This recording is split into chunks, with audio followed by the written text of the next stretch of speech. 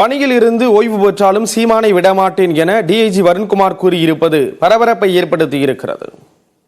இது டிஐஜியாக அந்தஸ்து உயர்த்தப்பட்டதும் திருச்சி எஸ்பி வருண்குமார் வெளியிட்ட இன்ஸ்டா ஸ்டோரி.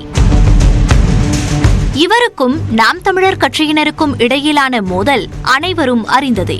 சில மாதங்களுக்கு முன்பு நாம் தமிழர் நிர்வாகி சாட்டை துரைமுருகன் ஒரு குறிப்பிட்ட சமூகத்தினரை இழிவுபடுத்தி பேசியது தொடர்பான புகாரில் கைதானார்.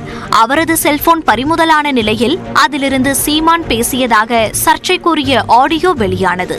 இதன் பின்னணியில் அப்போதைய திருச்சி எஸ்பி வருண்குமார் இருப்பதாக சீமானே குற்றம் சாட்டினார்.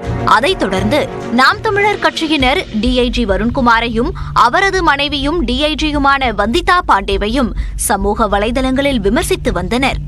இது தொடர்பாக 2 பேரை திருச்சி தில்லைநகர் போலீசார் கைது செய்ய சமூக வலைதளங்களில் தாக்குதல் அதிகரித்தது.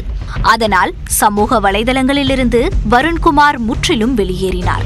இதனிடையே சண்டிகரில் நடந்த தேசிய அளவிலான ஐபிஎஸ் அதிகாரிகள் கூட்டத்தில் பேசிய வருண்குமார், சைபர் குற்றங்களால் ஐபிஎஸ் அதிகாரியான தானும் தன்னுடைய குடும்பத்தினருமே பாதிக்கப்பட்டதாகவும் அதற்கு காரணமான நாம் தமிழர் கட்சி பிரிவினைவாதத்தை தூண்டுவதாகவும் கூறினார்.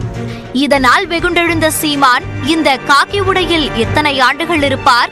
30-40 ஆண்டுகள் கழித்து வருண்குமார் இறங்கிதானே ஆக வேண்டும், வா மோதுவோம் என சவால் விட்டார். இத்தனை போலீஸ் இருக்கும்போது உங்களோட எங்களுக்கு பகை எதுக்கு, எங்களோட பிரச்சனை எதுக்கு வருது? நீங்க உருவாக்குறீங்க, நீங்க புகழ் விரும்புறீங்க, உங்க பேர் அடி பண்ணணும், உங்களை பேசணும், செய்தி வரணும் அப்படின்னு.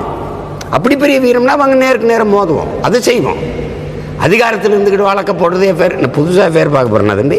இந்நிலையில் திருச்சி நீதிமன்றத்தில் சீமான் மீது நடவடிக்கை எடுக்க கோரி தொடர்ந்த வழக்கின் விசாரணைக்கு ஆஜரான வருண்குமார் தற்போது சீமான் மீது கிரிமினல் வழக்கு தொடர்ந்துள்ளேன், அடுத்த கட்டமாக அவர் மீது சிவில் வழக்கு தொடரவிருக்கிறேன் என தெரிவித்தார். ஆபாசமாக பேசி வரும் நாம் தமிழர் தொண்டர்களை இப்போது வரை சீமான் கண்டிக்கவில்லை என்றும் வருண்குமார் குற்றம் சாட்டினார். இவருக்கு மட்டும் என்ன பிரச்சனை அப்படின்னா, இவர் ஆட்கள் மேலே நடவடிக்கை எடுத்த ஒரே காரணத்திற்காக காழ்ப்புணர்ச்சினால என்னை பழி வாங்கணும்னு இந்த மாதிரி பண்ணுறார். நான் இதை விட போவதே இல்லை, சட்ட ரீதியாக சந்திப்பேன். இவர் தனிப்பட்ட முறையில் கொடுக்குற மன்னிப்பை நான் ஏற்றுக்கலை. பொதுவெளியில் மன்னிப்பு கொடுக்கறதுக்கான வாய்ப்பு இருந்தால் நீதிமன்றத்தில் அதை தெரிவிக்கட்டும்.